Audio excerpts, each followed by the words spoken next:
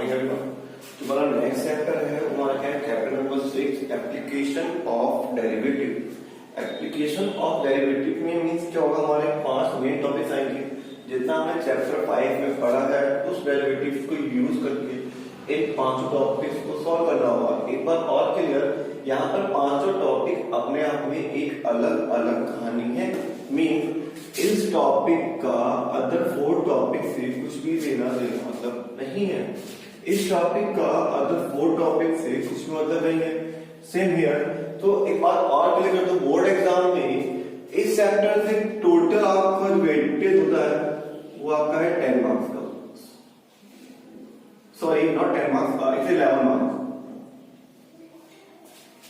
11 marks का आता है। आपको क्या मिलेगा यहाँ से, एक मिलेगा 6 मार्क्स क्वेश्चन, एक मिलेगा 4 मार्क्स क्वेश्चन, एक मिलेगा आपको 1 मार्क का क्वेश्चन। तो मींस जो आपका वेटेज है बोर्ड एग्जाम में इस चैप्टर का टोटल 11 मार्क्स का है।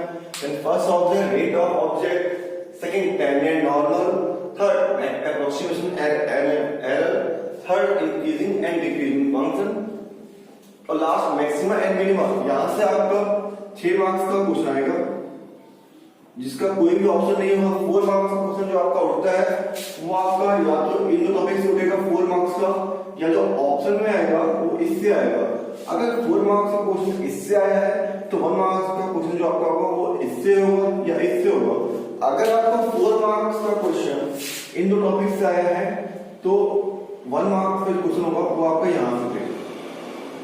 तो डिपेंड करता है कि कौन सा टॉपिक्स कहां रिलेट होगा। तो फर्स्ट इंपॉर्टेंट थिंग, हर टॉपिक अपने आप में एक अलग कहानी है।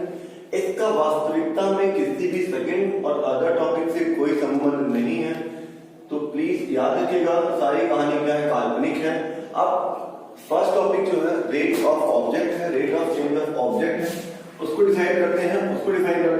क्या वो पूरा कंप्लीट करने के बाद नेक्स्ट टॉपिक में मूव करेंगे। तो first rate of object. Rate of object में स्टार्टिंग में फर्स्ट डे कहा था कि डेरिवेटिव की मेन कहानी क्या है। डेरिवेटिव क्या है कि आपका ऑब्जेक्ट किस ऑर्डर से किस रेट से चेंज हो रहा है, किसके रिस्पेक्ट में चेंज हो रहा है, ये डिफाइन करता है डेरिवेटिव का ऑर्डर।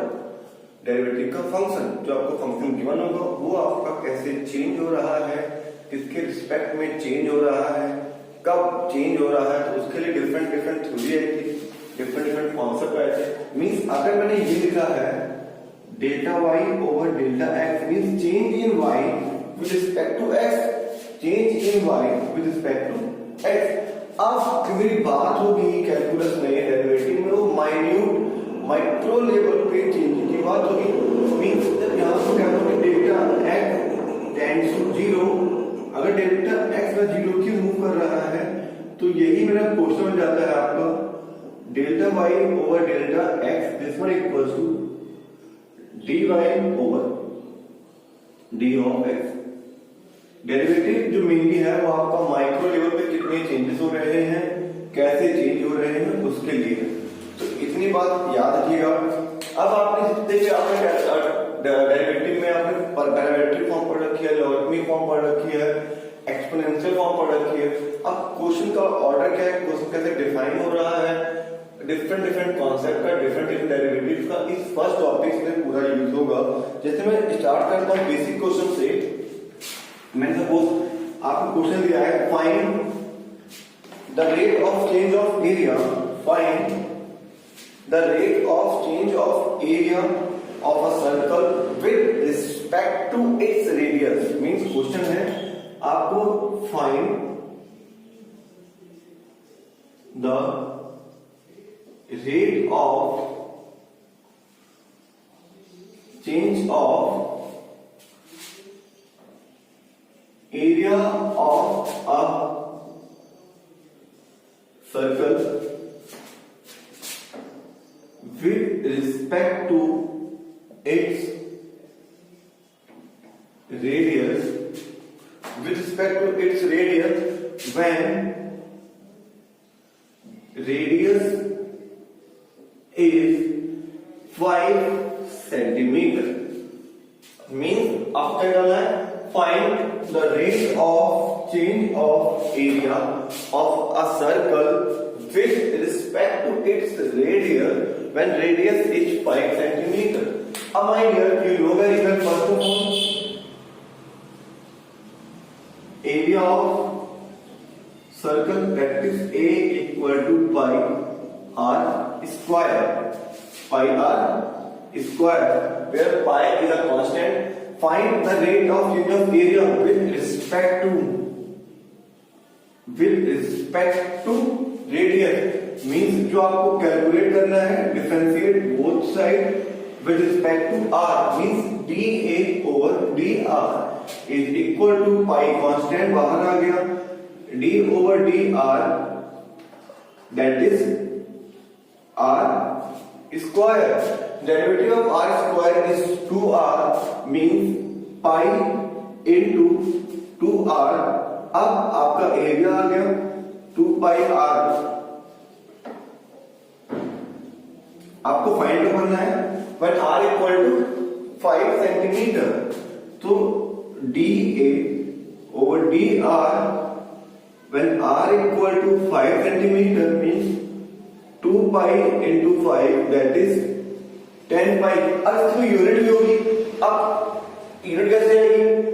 हम स्पीड निकालते हैं क्या था मीटर पर सेकेंड, बिकॉज ऊपर क्या था डिस्टेंस, वो किसमें था मीटर में, नीचे क्या है टाइम, वो किसमें सेकेंड में. तो वैसे ही यूनिट इसकी भी यहां पर होगी. ऊपर क्या area, the area means unit of area square, area of distance metre, means क्या इसकी यूनिट क्या होगी सेंटीमीटर स्क्वायर पर सेंटीमीटर. कुछ लोग सेंटीमीटर से सेंटीमीटर कट कर देते हैं, यहां पर ऐसा नहीं होगा बिकॉज हम फाइंड कर रहे हैं rate of change of order. तो इतनी बात क्लियर है. सपोज अब मैं इसे बात करता हूं next topic, find the rate of. इतना क्लियर है. अब मेरा क्वेश्चन क्या है, चेंज हो रहा है. क्वेश्चन से मैं चेंज करता हूं, सिंपल सोचिएगा. मैंने क्वेश्चन क्या आपको find the rate of change of volume. हल्का चेंज करता हूं, volume of a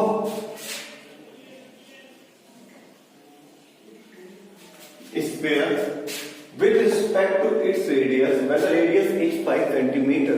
same question है. अब एक बात पता चाहिए कि वॉल्यूम ऑफ स्फीयर क्या होता है 4/3 pi r cube.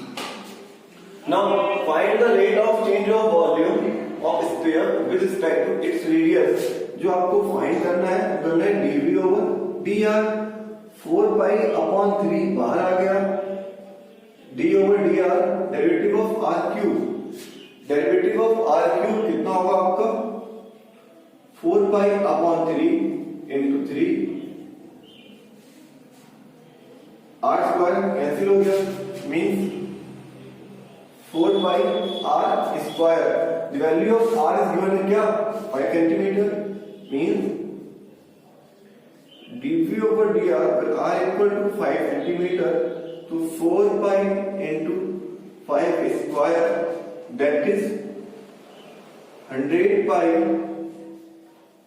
Centimetre cube पर सेंटीमीटर. क्वेश्चंस कैसे फाइंड आउट करना है, क्वेश्चन को कैसे सॉल्व करना है, सब कुछ यहाँ क्लियर है. सारा फंडा क्लियर है. बस प्रैक्टिस करनी है, क्वेश्चन को समझना है किसके रिस्पेक्ट में चेंज हो रहा है, क्वेश्चन कैसे चेंज हो रहा है, और प्लीज ट्राई करना है. मैं बात करता हूं क्वेश्चन की. जैसे क्वेश्चन ये है, मैंने आपको दिया है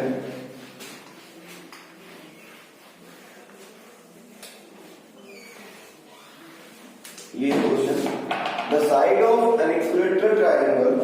question is the side of an equilateral triangle is increasing at the rate of 2 centimeter per second. बात समझना, if the side of equilateral triangle be x, then आपको गिवन क्या है, then बात सोचना. हाँ, if the side of equilateral triangle be x, question given है आपको is increasing at the rate of 2 centimeter per second. Means जो आपको गिवन है क्या गिवन है dx over dt, the change in side with respect to time, means centimeter per second. Now at what rate area increase, आपका area कैसे increase कर रहा होगा, किस रेट से इंक्रीज कर रहा होगा, मींस टाइम के रिस्पेक्ट में बात कर रहे हो. Area increase when the side of the triangle is when the side of triangle is 12 centimeter. Sorry, 12 or 20 हो बात नहीं है. Now 20 centimeter. The question is, if the side of the equal triangle is increasing at the rate of 2 centimeter per second, at what rate area increase when the side is 20 centimeter? Now question में आपको find करना है, जो आपको find करना है वो आपको फाइंड करना है dA over dt.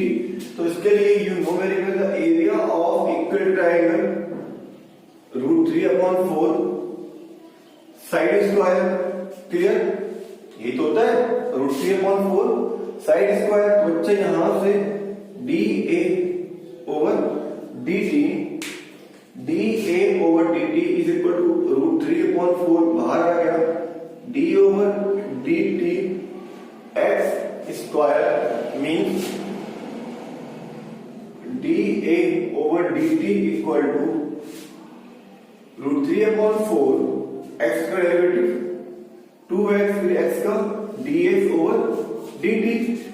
2 से 2 cancel. Now √3x dx over dt. या आपके पास सब कुछ ही हो रहा है.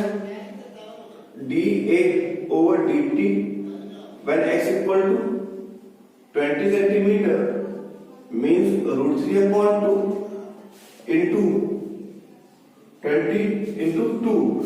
2 से 2 cancel. Then answer is 20√3 centimeter square per second. आपका फाइनल आंसर. कैसे आपको फाइंड आउट करना है, कैसे आपको कैलकुलेट करना है, मैंने इस तरह से बहुत सारे क्वेश्चन सॉल्व किए हैं आपके नोट्स में. ठीक है, तो प्लीज ट्राई कीजिएगा. फिर भी अगर कोई डाउट आ रहा है देन व्हाट्सएप में, और जो इसके नोट्स है वो आपका वीडियो में मैंने आपका नीचे लिंक कर दिया है, लिंकअप कर दिया है, अटैच कर दिया है. तो आप क्वेश्चंस कैसे सॉल्व होंगे, क्वेश्चन थ्योरी फॉर्म में मैंने कैसे सॉल्व किए हैं, आप वहां से भी स्टडी और रीड कर सकते हैं.